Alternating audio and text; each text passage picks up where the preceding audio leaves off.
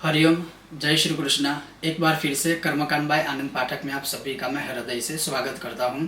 और सबसे पहले कोजागरी व्रत पूर्णिमा की बहुत बहुत शुभकामनाएं, या जिसे हम शरद पूर्णिमा भी कहते हैं उसकी भी बहुत बहुत शुभकामनाएं। अब इस दिन कोजागरी व्रत भी किया जाता है, अर्थात इस जो शरद पूर्णिमा का व्रत है वो काफ़ी उत्तम है। और जैसे उसके ऊपर ऑलरेडी मैंने वीडियो बनाया था कि उस दिन लक्ष्मी इंद्र की पूजा आदि की जाती है, लेकिन मैं बहुत ही संक्षिप्त में आज आपको प्रैक्टिकली बताऊंगा कि अगर आप यह व्रत करते हो तो कैसे किया जा सकता है, और वो भी शास्त्रों जो हमारे शास्त्रों में ग्रंथों में लिखा है उस प्रकार से।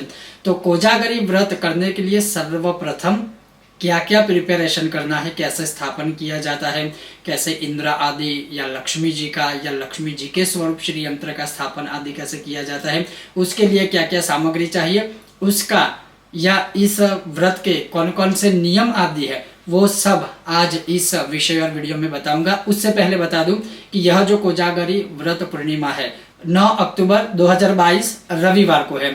अगर आप यह व्रत करते हो अवश्य प्रयत्न कीजिएगा, सर्वोत्तम व्रत है। और जैसे मैंने एक वीडियो में अभी अपलोड किया था, कहा था कि स्वयं लक्ष्मी जी खुद कहती है कि जो यह व्रत करके कोई जागरण करता है उसके वहां मैं स्थिर रूप से स्थायी रूप से निवास करती हूँ। तो यह व्रत कैसे करना चाहिए, क्यों करना चाहिए, और इसका महात्म्य आदि क्या है, इसके नियम आदि क्या है, तो चलिए शुरू करते हैं। शुरू करें उससे पहले अगर आपको यह विषय वीडियो पसंद आता है अवश्य आप लाइक कीजिएगा, अधिक से अधिक शेयर कीजिएगा। चैनल पर नए हो तो सब्सक्राइब करके घंटी का आइकॉन दबाइएगा। साथ ही अगर आप भी अपने आप घर पे यह व्रत करते हो तो हमारे व्हाट्सएप नंबर पर आप वो व्रत के फोटोज वीडियो शेयर कर सकते हो, जैसे हम अपने इंस्टाग्राम फेसबुक आदि जो भी सोशल मीडिया प्लेटफॉर्म है वहां पर हम शेयर करते हैं, ताकि और लोगों को उससे प्रेरणा प्राप्त हो सके। तो चलिए शुरू करते हैं। सबसे पहले उसकी क्या क्या सामग्री होती है वो अब देखिए। तो जैसे आप यहाँ पर देख सकते हो कि क्या क्या प्रिपरेशन करना है। तो सबसे पहले एक आप सफ़ेद वस्त्र या कपड़ा ले लीजिए। इसके नीचे चौकी है तो आप चौकी के ऊपर भी सीधा बिछा सकते हो, या आपके पास जो भी स्टूल जैसा कुछ भी हो उसके ऊपर आप बिछा सकते हो स्थापन के लिए। तो एक सफ़ेद कपड़ा लेना है। उसके बाद पूजन आदि के लिए जैसे पुष्पदल आपको लेना है, पुष्प ले सकते हो किसी भी कलर के, जैसे मैंने यहाँ पर कमल का पुष्प लिया है। फिर आरती के लिए आप कर्पूर की आरती कर सकते हो। मैच बॉक्स लेना है एक धूप दीप आदि प्रज्वलित करने के लिए। फिर मैंने यहाँ पर कुमकुम लिया है, और उसी प्रकार से यहाँ पर अक्षत है।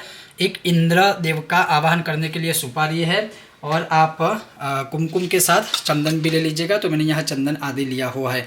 स्थापन करने के लिए अक्षत चावल चाहिए, तो थोड़े से मतलब जितनी भी चौकी या कपड़ा है उस हिसाब से आप थोड़े चावल ले लीजिए। फिर आचमन आदि करने के लिए तांबे का कलश या कटोरी जो भी आपके पास है वो ले लीजिए।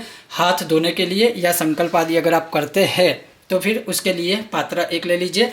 फिर महत्वपूर्ण अंग जो है वो है जो दिया है गाय के घी का, तो वो भी आप पहले से मतलब रेडी कर सकते हो, रेडी रख सकते हो। जो यहाँ पर मैंने दिया भी रेडी किया है, और साथ में धूप बत्ती, और जैसे यहाँ पर आप देख सकते हो पीपल का पेड़ भी है, ताकि ये पूरा जो विधान है वह देवी देवता आदि जो भी है वो सुन पाए, और अधिक से अधिकम फलम, तो उसका फल हमें प्राप्त हो पाए। अब सबसे पहले क्या करना है, तो जैसे आप यहाँ पर देख सकते हो कि सफ़ेद वस्त्र है जो यहाँ हमने बिछाया हुआ है।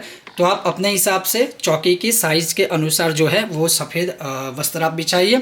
उसके पश्चात जैसे उसके ऊपर ऐसे अक्षत से अर्थात चावल से उसकी एक ढेरी बनाए, और कुछ नहीं करना है, नॉर्मल सा ही एक छोटा सा मतलब स्थापन जैसा करना है।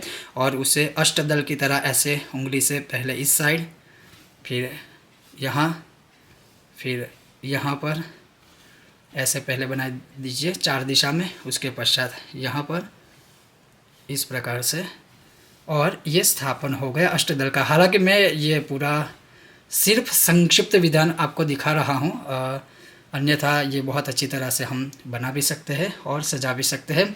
तो ये इस प्रकार से सबसे पहले आप स्थापन कर लीजिए सफ़ेद वस्त्र के ऊपर एक चौकी के ऊपर बिछाकर। उसके पश्चात क्या करना है, जो यंत्र या लक्ष्मी माँ की मूर्ति है वो यहाँ पर आपको स्थापित करनी है। तो यहाँ पर फिलहाल जो मेरे पास है वो स्फटिक का श्री यंत्र है, लेकिन मैं आप सबसे निवेदन करूँगा सबसे बेस्ट उत्तम जो है वो है स्फटिक। लेकिन जैसे हमारे द्वारा जो यंत्र त्रिधातु का यंत्र सबके वहाँ है, हमारे खुद के पास भी वही है, लेकिन अभी वो अनुष्ठान में है इसलिए मैं इसका प्रयोग कर रहा हूँ, और ये भी बहुत सालों के, बहुत वर्षों की तपश्चर्या के बाद प्राप्त हुआ है। तो आप भी मत ये सोचिएगा कि मतलब हम भी स्फटिक का ही लाए और रखे। आपके पास जो भी यंत्र है, श्री यंत्र है, लक्ष्मी माँ की मूर्ति है, तो फिर वो है ऐसे आप यहाँ पर स्थापित कर दीजिए। उसके पश्चात क्या करना है, जो धूप और दीप है वो प्रज्वलित करना है। तो श्री यंत्र की राइट हैंड साइड में दीप प्रज्वलन करना है और जो धूप बत्ती है वो भी प्रज्वलित करनी है। और उसके पश्चात क्या करना है, जैसे हमने लक्ष्मी जी को तो यहाँ बिठा दिया है, लेकिन हमें इंद्र का भी आवाहन करना है। तो जो सुपारी है, या तो पत्ता हो तो पत्ता, पुष्पदल हो तो पुष्पदल, ऐसे यंत्र के सामने या लक्ष्मी जी के आगे आप ऐसे सुपारी रख दीजिए, जिसके ऊपर अभी हम इंद्र भगवान का आवाहन करने वाले हैं। सबसे पहले हम दीप प्रज्वलित करते हैं और धूप करते हैं। तो इस प्रकार से आप रेडी कर दीजिए। और जैसे आप देख सकते हो कि दीप प्रज्वलन भी हमने कर दिया है, धूप बत्ती भी कर दी है। तो इस प्रकार से सब रेडी कर दीजिए। और इसके पश्चात जैसे हमें पूजा पाठ आदि या इस कोजागरी व्रत पूर्णिमा या इस कोजागरी व्रत का हमें जो आरंभ करना है वो अब हम करते हैं। सबसे पहले आचमन करना है। ओम ह्रीं केशवाय नमः, ओम ह्रीं नारायणाय नमः, ओम ह्रीं माधवाय नमः, ओम ह्रीं गोविंदाय नमः इति हस्तं प्रक्षाल्य। ऐसे आचमन कर देने के बाद फिर अपना हाथ पोंछना है।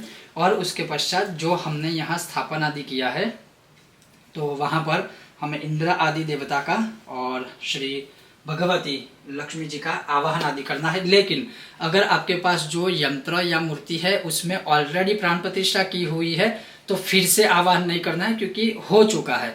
सिर्फ हमें इंद्र भगवान का आवाहन करके पूजन करना है। तो अब आप वो देखिए कि हम कैसे इंद्र का आवाहन करते हैं और कैसे हम वह पूजा करते हैं।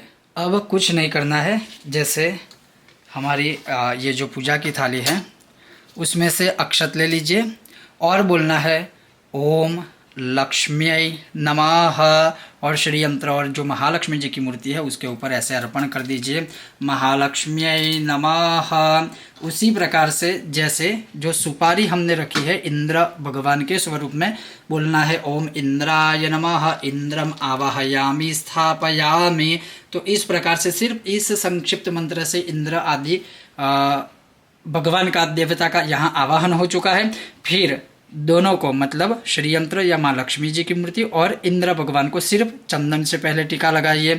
ओम महालक्ष्म्यै नमः चंदनम समर्पयामि, ओम इंद्राय नमः चंदनम समर्पयामि।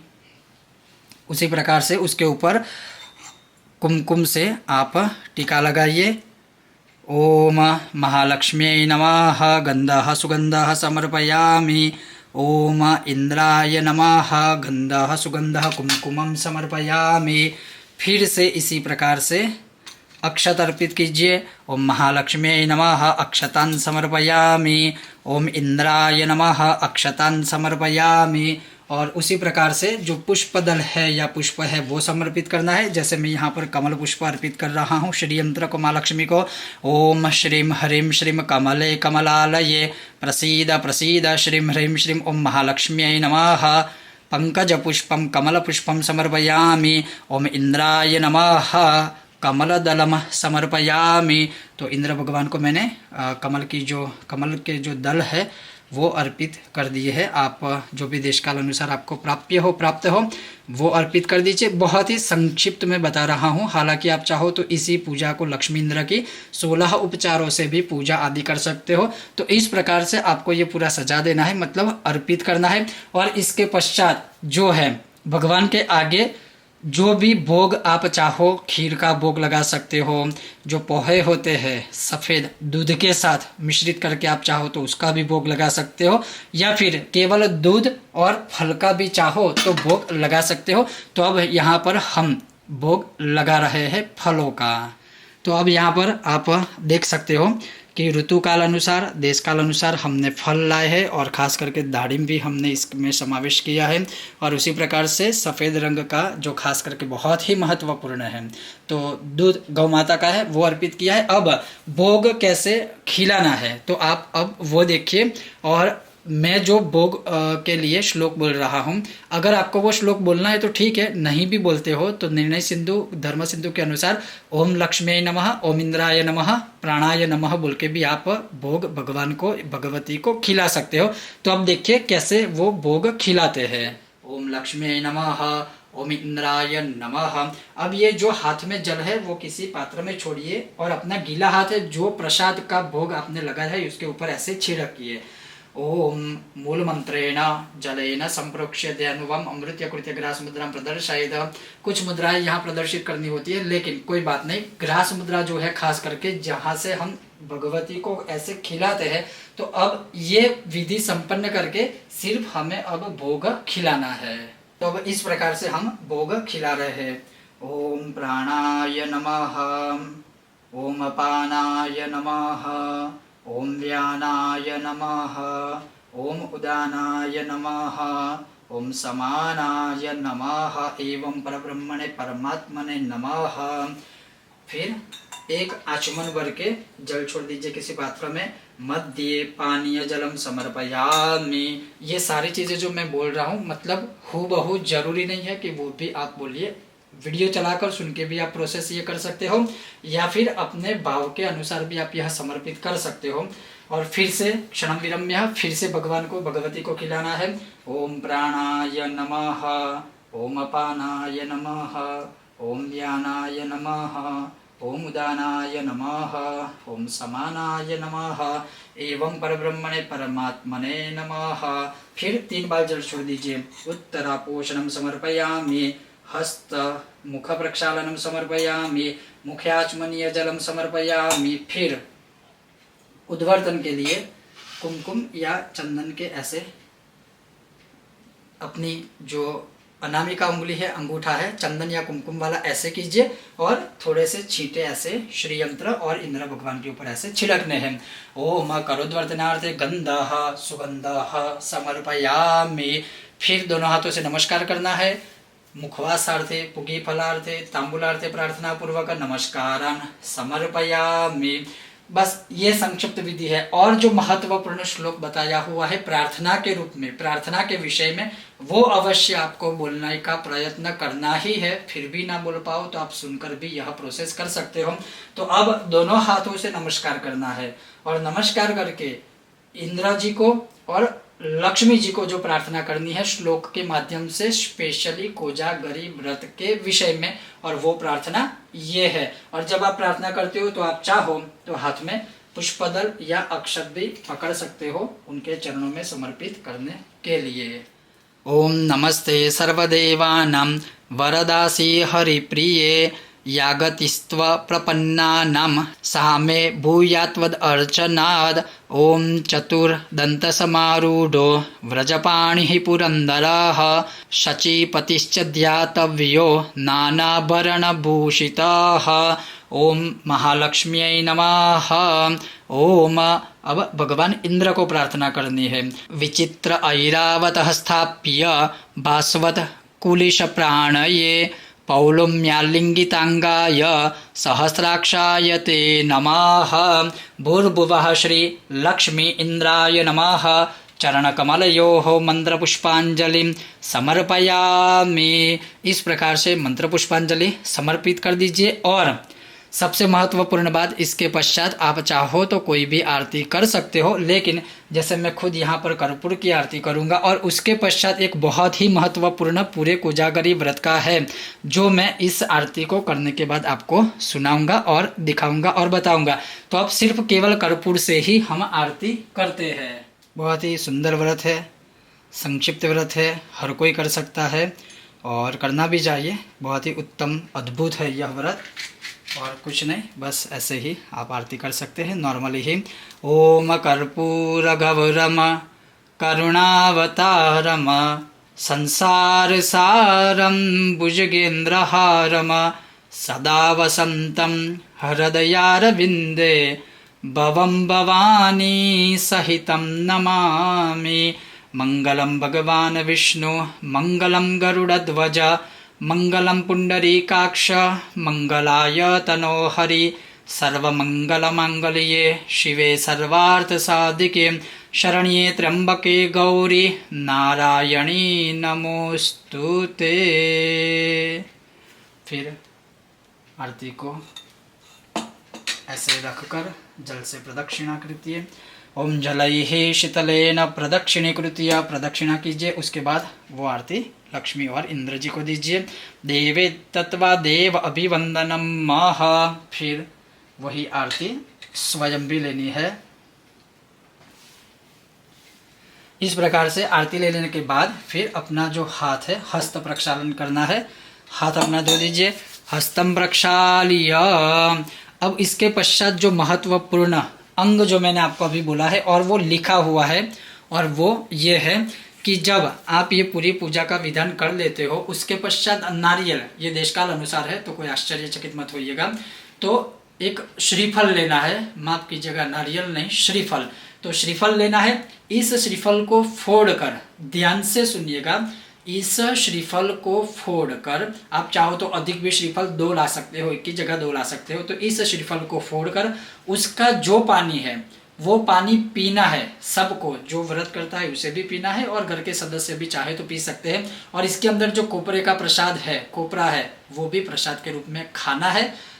और ये विधान कर लेने के बाद ध्यान से सुनिएगा, श्रीफल पूरा ये विधान हो जाए उसके पश्चात श्रीफल को फोड़ के उसका जो पानी निकलता है उसको प्रसाद के रूप में पीना है, और उसका जो खोपरे का प्रसाद है वो भी प्रसाद के रूप में खाना है। और उसके पश्चात जो व्रत का विधान है, व्रत की जो विधि है, मतलब या तो जगराता करना है, जागरण करना चाहो तो वो कर सकते हो। और ये मैं नहीं कह रहा हूँ, ये ग्रंथ में लिखा है कि इस प्रकार से व्रत आदि कर लेने के बाद स्थापन ऐसा ही रखिए। संभव है तो स्थापन के सामने बैठिए। यथाशक्ति महालक्ष्मी अष्टकम के पाठ, जैसे मैंने पिछले वीडियो में बताया है, यथाशक्ति श्री सूक्तम के पाठ, मतलब जहां तक हो सके। वैसे तो पूरी रात जगराता करने का लिखा है, लक्ष्मी जी खुद कहते हैं, फिर भी अर्धरात्रे लक्ष्मी जी स्वयं भ्रमण करती है। और जो जो जगता है इस प्रकार से व्रत करता है, लक्ष्मी जी उनके घर में अवश्य ही प्रवेश करके स्थायी रूप से निवास करती है।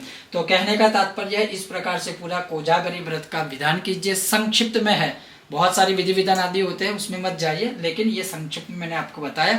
तो यह व्रत कोई भी मनुष्य 9 अक्टूबर रविवार 2022 शरद पूर्णिमा के दिन कर सकता है, जिसे हम कोजागरी व्रत पूर्णिमा भी कहते हैं, और यही इसका विधान है। अब ये जो सारी चीजें हैं, तो फल जो है, जो आपने भोग लगाया है, चाहे मिठाई हो, चाहे दूध हो, चाहे खीर हो, चाहे दूध पोहे हो, तो वो आप प्रसाद के रूप में ग्रहण कर सकते हो, कोई बाधा नहीं है। इसके नीचे जो चावल जिसका हमने स्थापन किया था, जो अक्षत है, वो आप पंछियों को डाल दीजिए। फिर दूसरे दिन की बात कर रहा हूँ, सुबह दूसरे दिन जब जगराता आदि हो जाए और दूसरा दिन का सूर्य उदय हो जाए, उसके पश्चात जो फल पत्र पुष्प आदि जो भी है वो भी पवित्र जगह पर विसर्जन कर दीजिए। और जो यंत्र है, जो प्राण प्रतिष्ठित आदि है, उसे मंदिर में से या जहां से आपने लिया था वहां वापस रख दीजिए, स्नान आदि करवा के। और जो सुपारी पर हमने आवाहन किया था इंद्र भगवान का, तो ऐसे चावल लेके, वैसे तो श्लोक बोला जाता है कि गच्छ गच्छ सुरश्रेष्ठ स्वस्थान परमेश्वर यत्र ब्रह्मादयो देवस तत्र गच्छ हुताशन, अर्थात हे भगवान, अभी आप अपने स्थान पर वापस जाओ, वापस विराजमान हो, और जब जब भी हम भाव से हृदय पूर्वक आपका आवाहन करें, आपको बुलाए हमारे घर पर, तो आप वापस आइएगा। इस प्रकार से विसर्जन करके वो सुपारी भी आपको पवित्र जगह पे विसर्जित किसी नदी या तीर्थ जल में आपको कर देनी है। तो यहाँ पर यह व्रत संपन्न हुआ, और इस व्रत में मैंने संकल्प नहीं लिया है। उसका कारण क्या है कि हर एक की मनोकामना अलग अलग होती है। तो जैसी आपकी मनोकामना है, जिस प्रकार से आपकी मनोकामना है, उस प्रकार से मानसिक संकल्प करके मेरी ये कामना है लक्ष्मी जी, इंद्र जी, तो आप पूर्ण कीजिएगा, मैं इसलिए व्रत करता हूँ या करती हूँ। कोई कामना नहीं है, तो सिर्फ लक्ष्मी इंद्र की कृपा प्राप्ति के लिए इस प्रकार से पूरा व्रत आप कर सकते हो। अब इस व्रत के नियम क्या है, तो सबसे पहले 9 अक्टूबर 2022 शरद पूर्णिमा कोजागरी व्रत, आप ये जो है ना वो सुबह सुबह ही कीजिए, प्रयत्न कीजिए 12:30 से पहले सुबह ये स्थापन आदि करके व्रत का नियम लेके फिर आप अपने काम, कॉलेज जो भी मतलब काम करते हो वो कर सकते हो।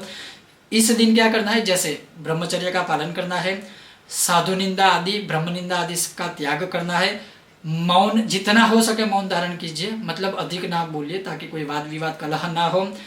भूमि शयन करना है, एक समय फलाहार कर सकते हो, एक समय अन्न का आहार कर सकते हो, और जितना अधिक हो सके बस भगवान के स्तोत्र मंत्र जाप आदि पठन पाठन आदि ही आपको करना है।